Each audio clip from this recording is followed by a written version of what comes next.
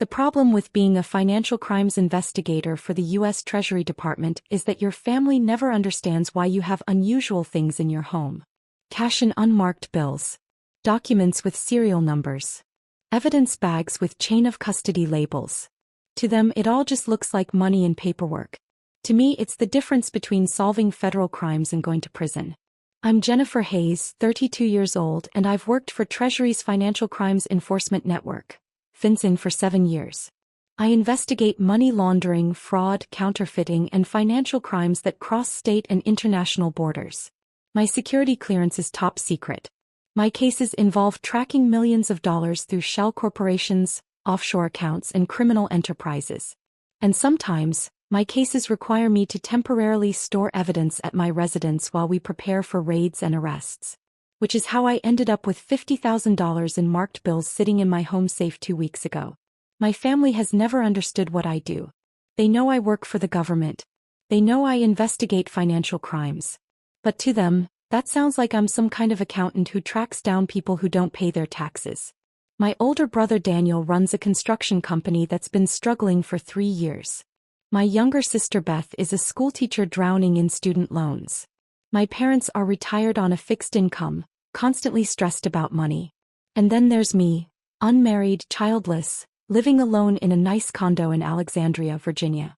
To them, I'm the one who has it easy because I have a government job with job security and benefits.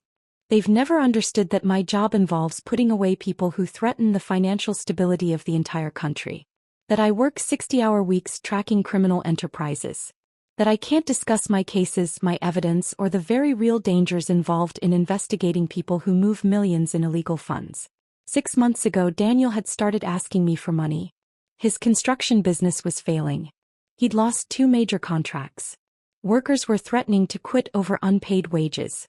Just a loan, he'd said over family dinner. $20,000. I'll pay you back in 6 months when this big contract comes through. Daniel, I can't, I'd said carefully. I don't have that kind of liquid capital available right now. That was technically true. My money was invested, tied up in retirement accounts, not sitting around for emergency loans. You work for the government, he'd protested. You make good money. You don't have kids or a mortgage. Where's all your money going? That's not really your business, I'd replied gently. But I'm not in a position to loan you that amount right now. Mom had frowned. Jennifer, your brother is in trouble. Family helps family. I understand that. But I genuinely don't have $20,000 to give him right now. Dad had shaken his head, disappointed. When did you become so selfish? I'd let it go. What else could I do? I couldn't explain that my savings were modest because I'd spent the last 2 years helping Beth pay off her student loans. Anonymously through a third party, because she would have refused if she'd known it was me.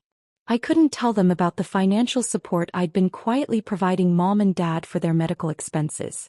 I definitely couldn't tell them that most of my mental energy went into hunting down criminals who would kill to protect their illegal fortunes. So I just accepted being the selfish sister and moved on. 3 weeks ago, I'd been assigned to a major case. Operation Cascade. A massive money laundering investigation involving a network of car dealerships that were fronts for washing drug money. $12 million had moved through these businesses over 2 years, with sophisticated layering techniques that took us months to unravel. We were preparing for coordinated raids. Multiple locations. Dozens of arrests. But we needed evidence. Specifically, we needed marked bills from a controlled buy that would prove the connection between the drug money and the legitimate businesses. My supervisor, Agent Martinez, had called me on a Tuesday afternoon. Hayes, we need you to hold evidence at your secure residence for 72 hours. The evidence room is being renovated and we can't risk any chain of custody issues this close to the raids. What kind of evidence? 50,000 in marked bills. Currency used in the controlled buy last week. We need it secured until Friday when the raids execute. I'd hesitated. My residence is approved for evidence storage? You completed the certification last year. Your safe meets requirements. This is standard procedure. We've got 3 other agents holding evidence at their homes this week while the renovation completes. Understood. When do you need me to take custody? Today. 4 p.m. Sign the transfer logs and secure it until Friday morning. The raids execute at 6 a.m., and we'll need that evidence in court by noon. So I'd taken custody of $50,000 in marked bills. Each bill cataloged, serial numbers recorded, placed in sealed evidence bags with tamper-proof tags. I'd signed chain of custody documents. I'd transported it to my condo, placed it in my certified safe and set my security system. Standard procedure. I'd done it half a dozen times before with various evidence. But this time Thanksgiving was on Thursday. And my family wanted to host Thanksgiving at my place. I'd tried to decline. Why don't we do it at Mom and Dad's like usual? Your place is bigger, Beth had said. And it's in the middle, easier for everyone to get to. Plus your kitchen is nicer, Mom had added. We could really spread out. I'd been stuck. Saying no would have caused questions, hurt feelings, more accusations of selfishness. And I'd rationalized that the evidence was secured in my safe in my bedroom behind a locked door. The family would be in the living room and kitchen. There was no way they'd access it. So I'd agreed. Thursday morning I'd woken early to start prep. The turkey, the sides, the endless cooking that Thanksgiving required. My safe was locked in my bedroom closet. The bedroom door was locked. The evidence was secure. The family started arriving at noon. Mom and Dad first, then Beth with her boyfriend, then Daniel with his wife Melissa and their 2 kids. Everyone brought dishes, wine, stories about their weeks. I'd been genuinely enjoying it. The stress of the case had been wearing on me, and it was nice to have family around, even if they didn't understand my life. The kids were playing. The food smelled amazing. For a few hours I could just be Jennifer, the sister and daughter, not Special Agent Hayes tracking down millions in laundered money.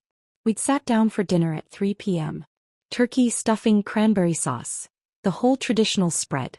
Conversation flowed. Daniel talked about a potential new contract.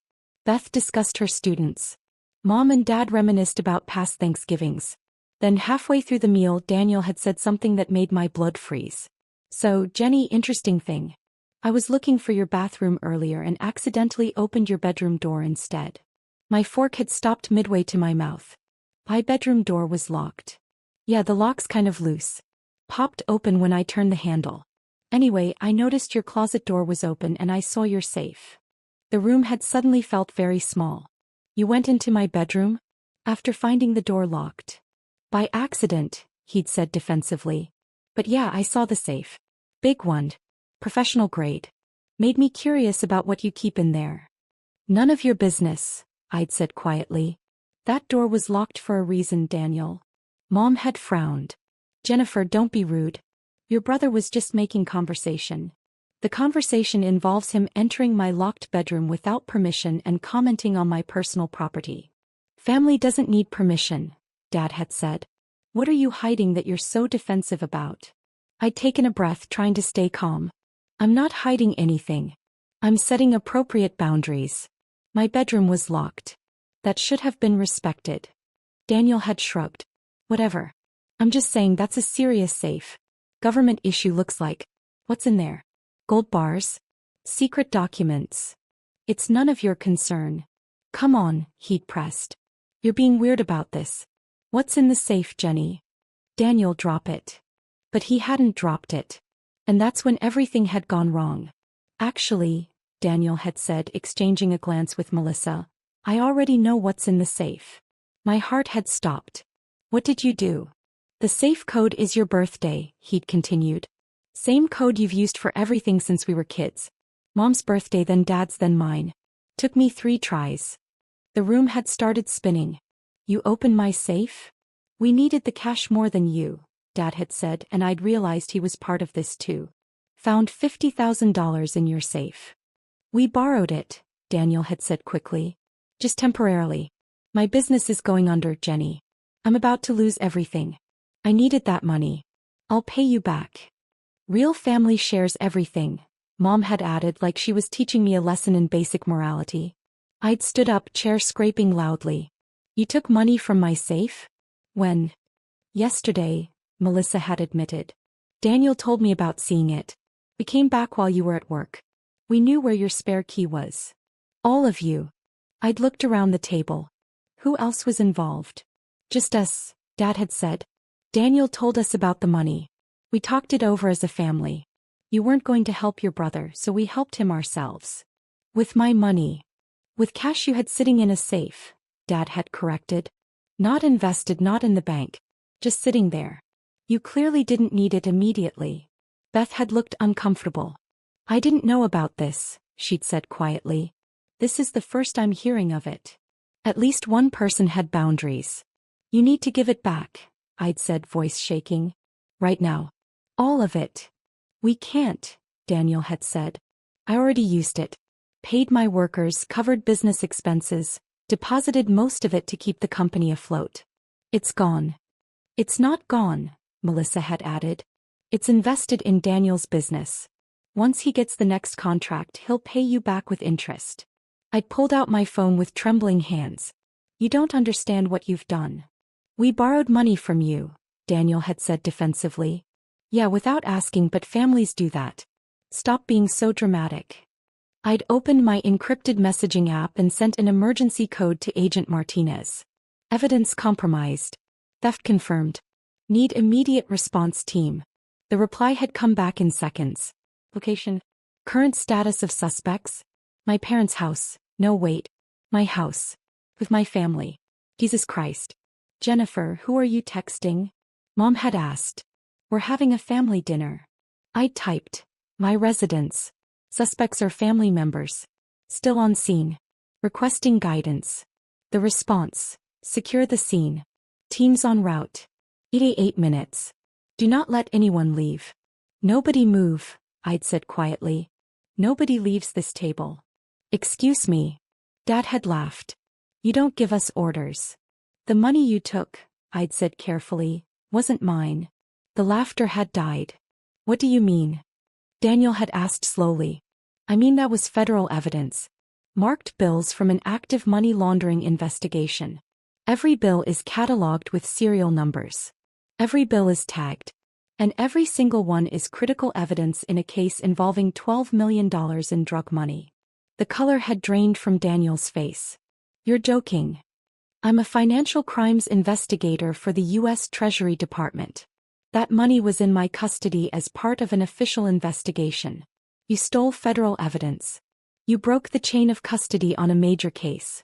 And if you deposited that money, you just put marked bills into the banking system, which means we can track exactly where it went and what you did with it.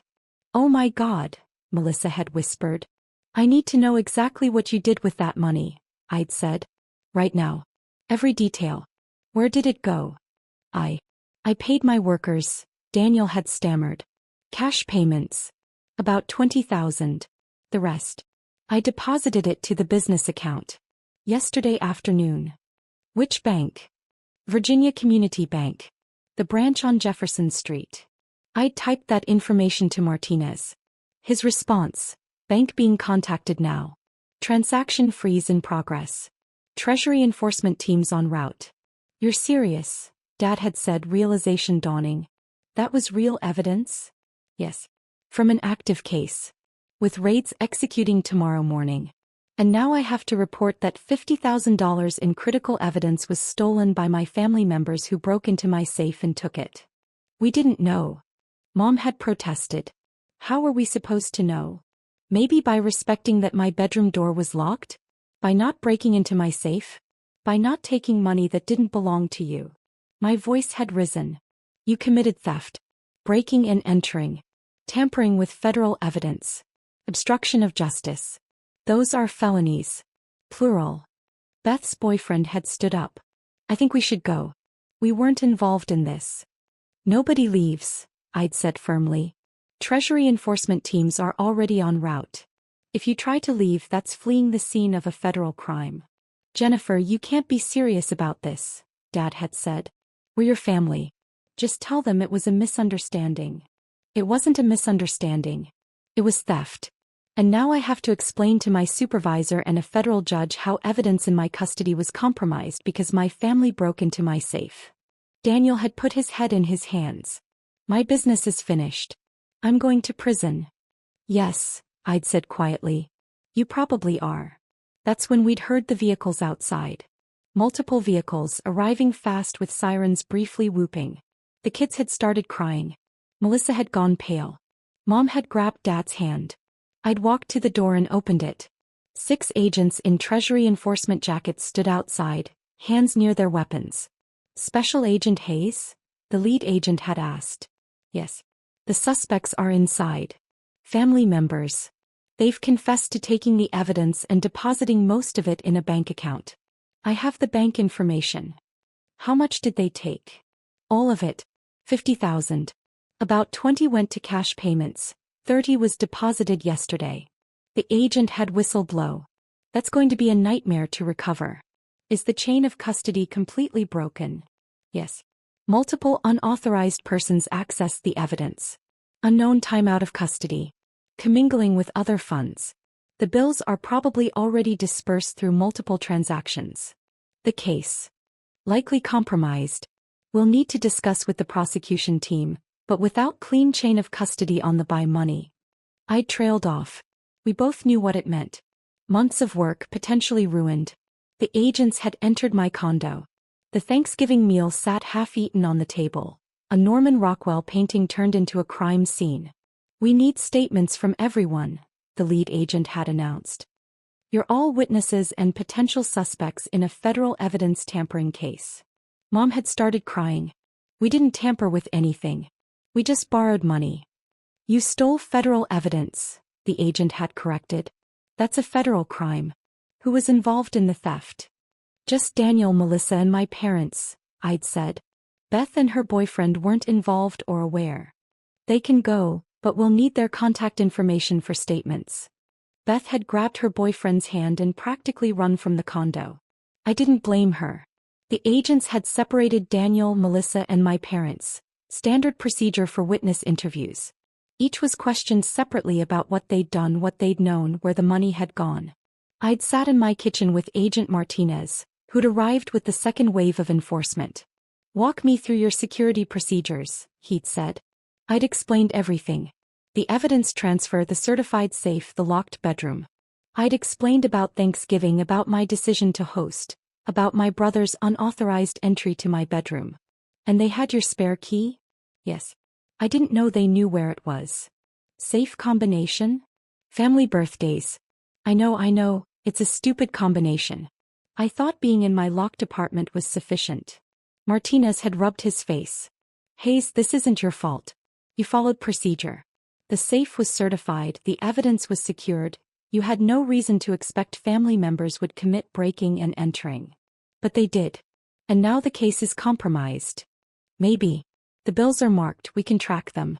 If your brother deposited 30,000, we can freeze that account, trace the transactions, potentially recover most of it. The 20 in cash payments is trickier, but we can identify the recipients and recover the bills. It's not ideal, but it might not be case ending. And my family? He'd looked at me seriously. They're going to be arrested. Federal charges. This isn't something we can sweep under the rug, Hayes. They stole evidence in an active investigation. That's mandatory prosecution. I know. Are you okay with that? I'd thought about Daniel's struggling business. About my parents' limited retirement income.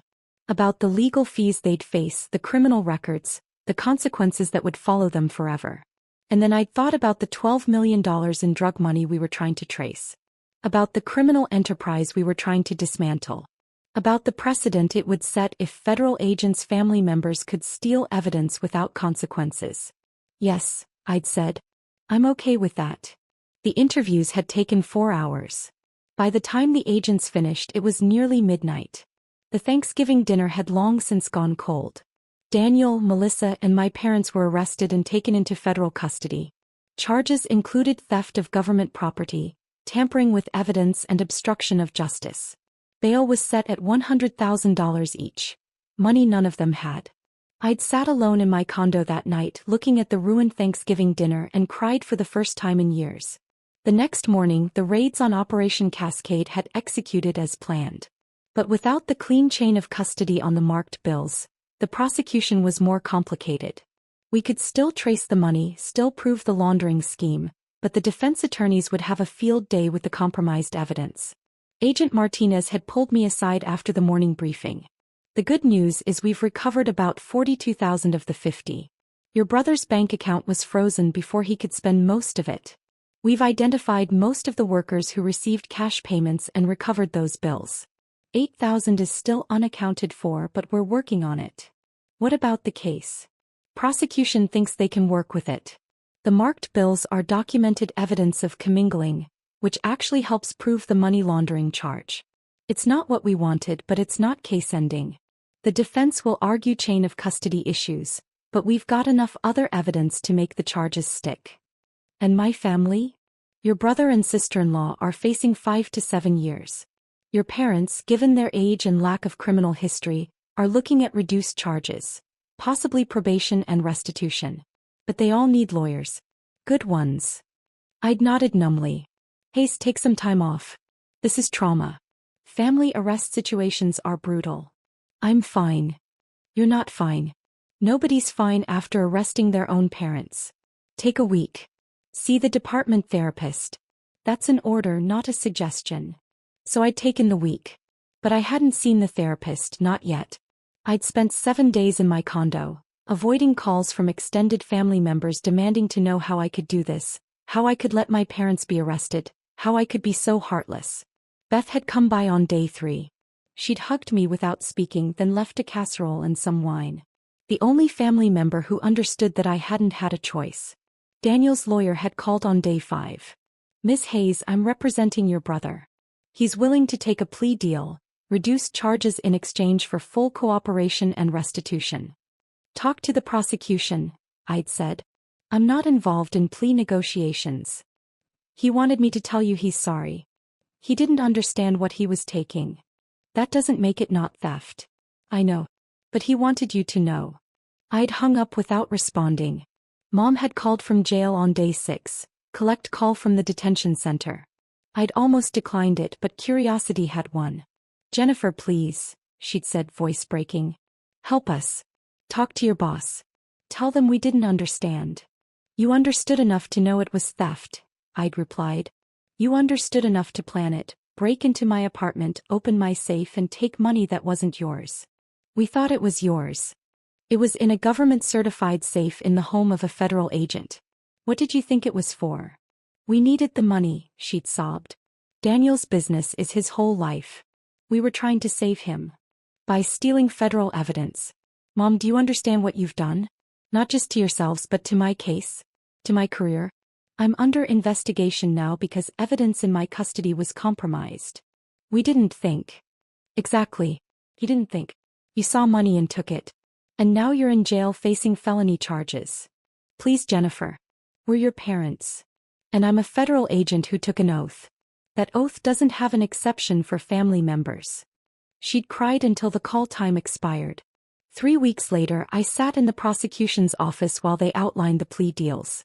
Daniel would plead guilty to theft of government property and obstruction of justice.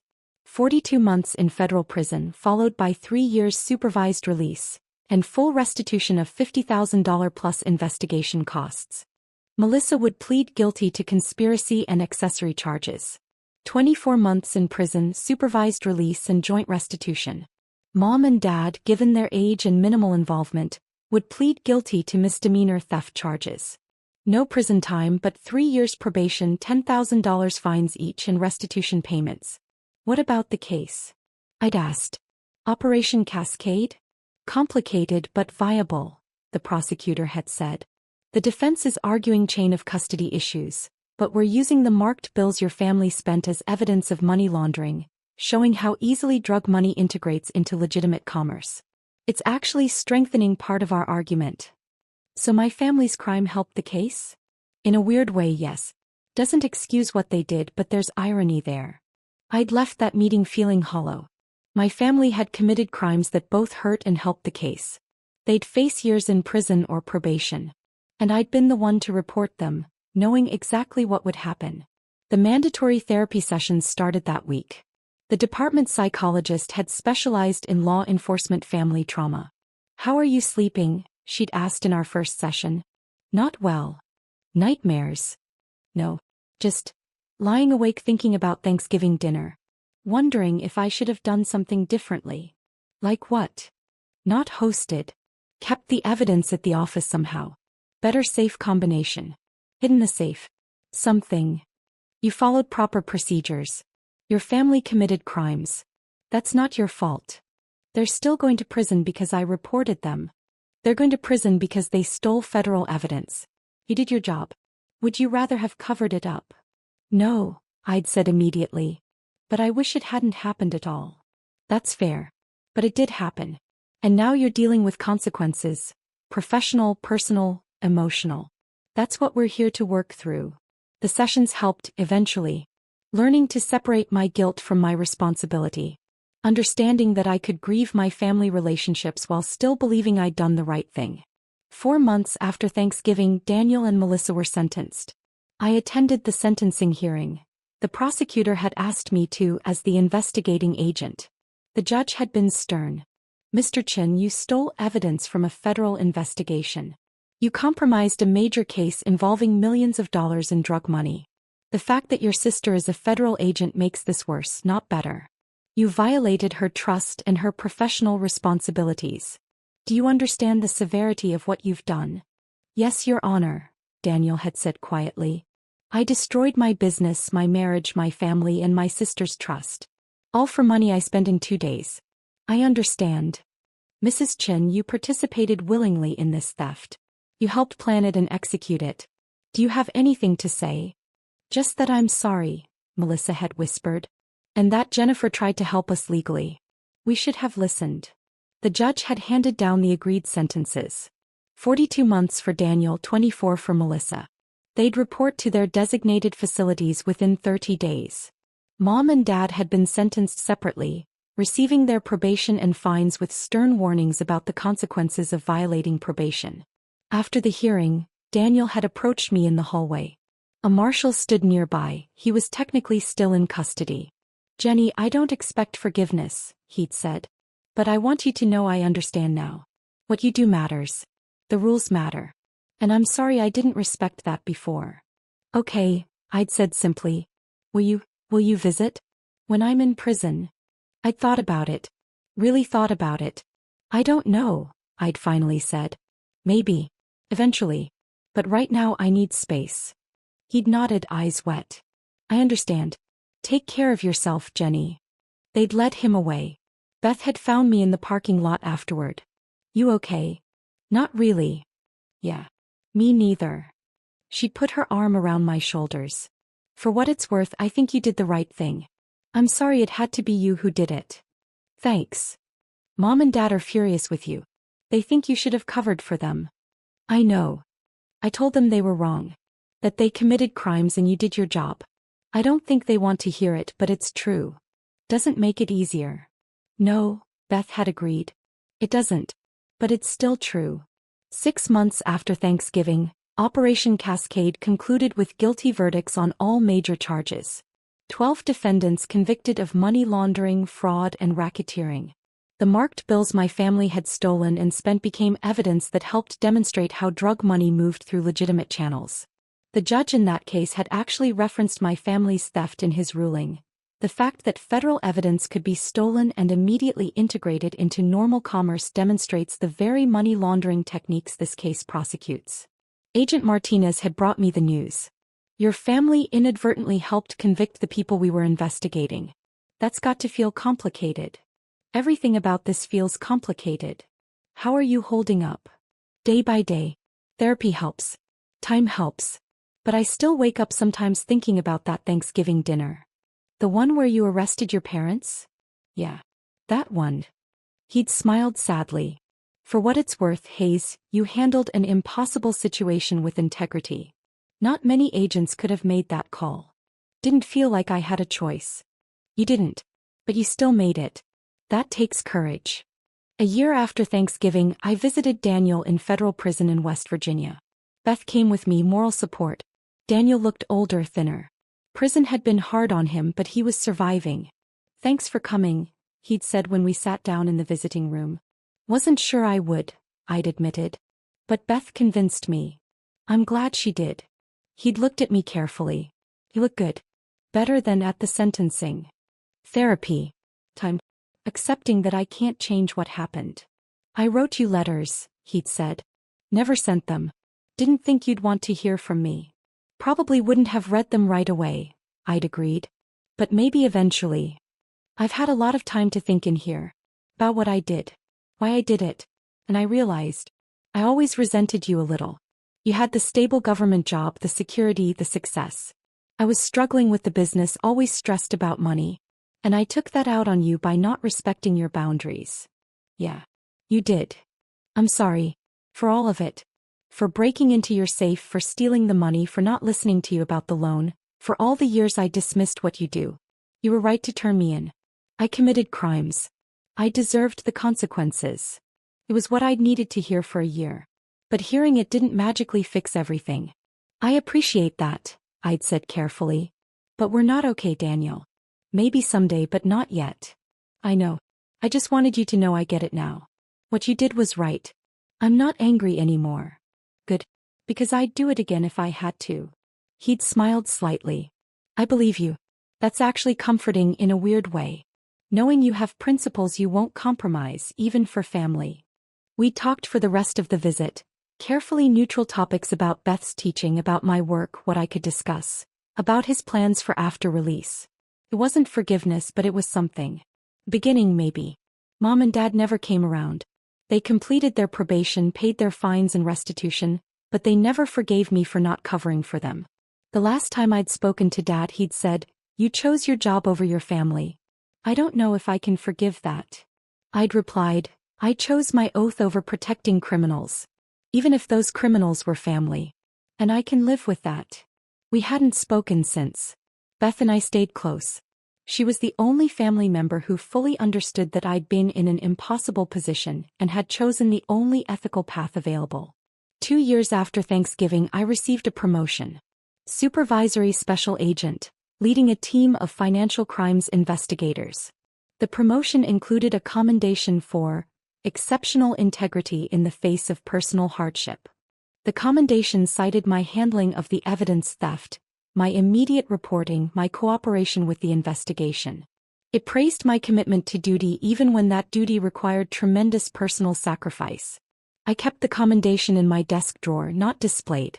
Some achievements feel too complicated to celebrate. My therapist asked me once if I regretted what I'd done. No, I'd said. But I regret that it had to happen. I regret that my family put me in that position. I regret that doing the right thing cost me most of my family relationships. But not the choice itself. Not the choice itself. If I'd covered it up, I'd have violated my oath, compromised an investigation, and become a criminal myself. That's not who I am. Even if it means being alone. I'd thought about that. Really thought about it. Even then, I'd said. Because integrity isn't about doing the right thing when it's easy. It's about doing the right thing when it costs you everything. And it had cost me nearly everything. But I still had my integrity. My career. My self-respect. The knowledge that when tested I'd chosen principle over comfort, duty over family loyalty, justice over personal cost. Some people would say that makes me cold. Heartless. That I chose wrong. But somewhere 12 people were in prison for money laundering because Operation Cascade succeeded. Millions in drug money had been seized.